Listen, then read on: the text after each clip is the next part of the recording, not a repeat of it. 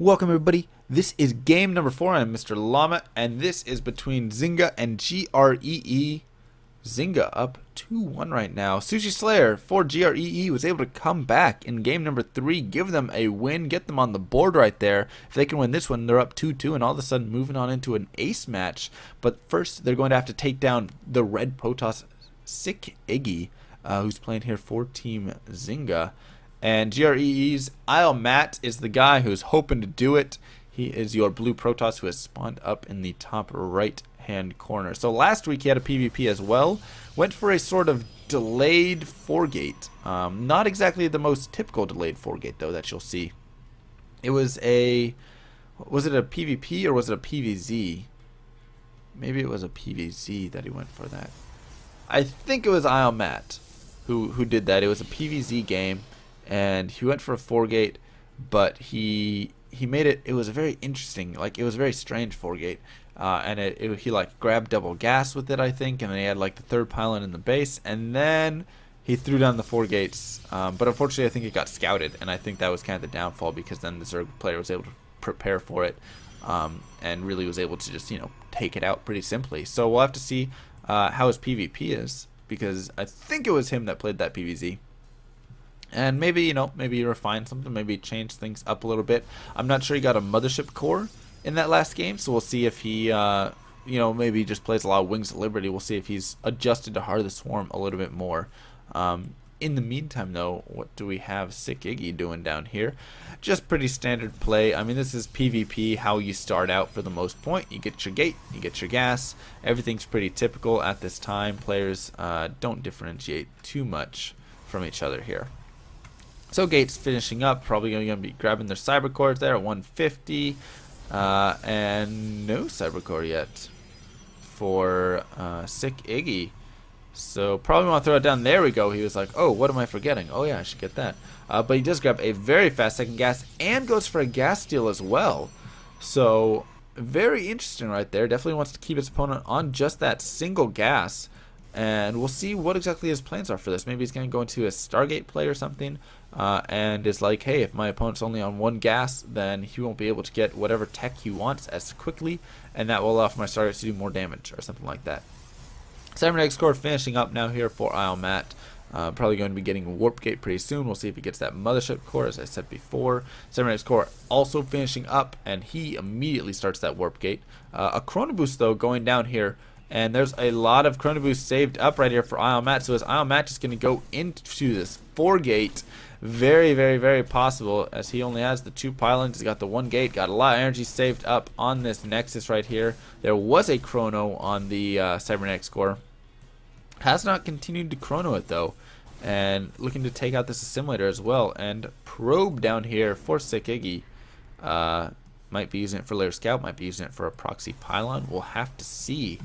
And what exactly are his plans? Because he grabbed that very early second gas, and yes, he is going into Stargate play right there, and a second gateway as well being thrown down. So, Matt taking out that assimilator right there, throwing down 2 more gates and another one. It looks like he's sticking with his best strategy, the 4-gate, and probably wants to go clear out that probe pretty soon. Otherwise, this could be troublesome right here if this probe gets in and gets a scout. Now going to continue chronoing that cybernetics core at this time. Probably wants to get a pylon down pretty soon over at his opponents, and now grabbing a gas behind this. So like I said, he likes to do that double gas 4-gate style. Maybe just wants a better transition out of it. But SC2-Week does not have too much really to defend this.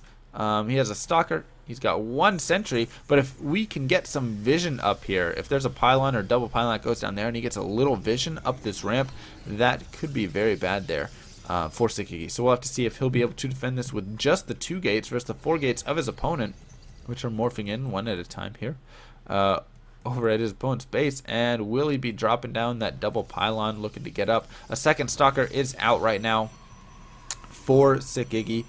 So he's trying to just get out whatever he can. He has a Void Ray actually, so wasn't going for any sort of Phoenix. Getting a Void Ray out for this defense. Probably a decent idea because Void Rays are so strong with their prismatic alignment attack. And now some more Stalkers have warped in here for ILMAT, so he's looking to definitely push in pretty soon. Going to put that Zealot over there and getting it in front, and now going to start pushing up. Not going to be able to get up as that sentry does get a warp in, but that's all that he has in terms of force fields. So if he gets another warp right here, ILMAT could actually push in for a decent amount of damage. And there's also this Mothership Core, which he could then just warp in on the high ground anyways. Nice force field though. Where did he get the energy for that force field? I didn't even see.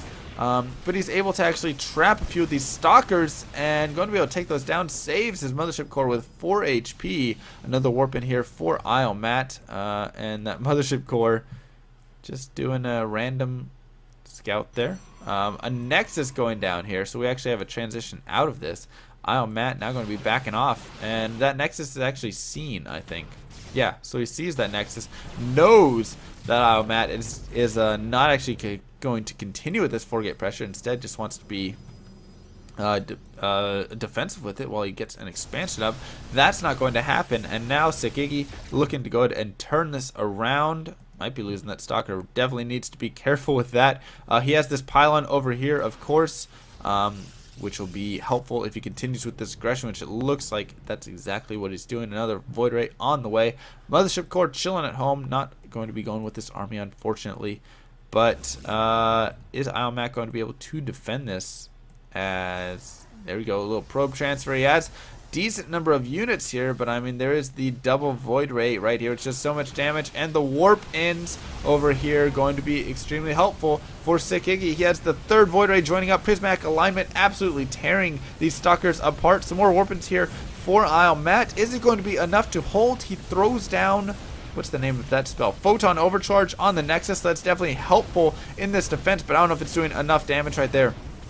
Maybe he actually did. Forces these units out, and not going to be able to pick off that Void Ray quite yet. They're going to be able to actually be able to get in and do some probe damage as well. He needs to get a warp in of Stalkers.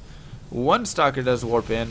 There's a second one right there. Mothership Core does go down. Prismatic alignment is up, and Photon Overcharge going to take out that pylon. Is that probe still there? Yes, he is. He's hiding perfectly. So he actually holds that. Though he is a little behind in workers now. He has lost a few probes trying to defend, and there's still 3 Void Rays on the map, and that's going to be very difficult for him to defend. Whoa, what just happened? Whoop. And we should be back here. Sorry, game just like freaked out on me for a second there. Very interesting. And so now he warps in some more units, but oh no, here come the 3 Void Rays, and they have prismatic alignment if they want to use it, focusing down those Stalkers so quickly right there. And this is going to force a retreat from ILMAT up into his base. Might be losing. Oh, what is happening? This is killing me. This is terrible. Might be losing this Nexus right here, and I don't know. I mean, he's warping in whatever he can. Looks like he's a little oversaturated in his main, possibly. Yep, just a tiny bit. But trying to just use whatever he can to really defend against these Void Rays. I don't think he has too much, though. Just a few Stalkers. And Void Rays are pretty good against Stalkers now, especially with that prismatic alignment. So more gates being morphed in. A robotics facility going down as well here for Sikigi. He's taken his natural. He's killed off this natural. The Void Rays doing whatever they can here. He's going to be losing a couple of them, but they're actually going to be able to do enough damage to pick off those Stalkers right there. Prismatic alignment doing so much damage. A little micro right there from the Voids, and he's going to be able to keep all those alive. And GG from ILMAT. That's going to be it. Zynga's going to win this 3-1 with some very smart play from all of their players. So they'll move up to 2-3 now and keep their hopes alive of getting a good playoff spot. And unfortunately, I think for Team GREE, they won't be able to get that wild card spot now. But you know what? Still keep fighting, because you can at least get a couple wins under your belt maybe. And it's always good practice anyways. You know, you want to, it's always good to play and just get those games in. So my name is MrLlama. I hope you guys enjoyed these casts, and I will see you guys next time.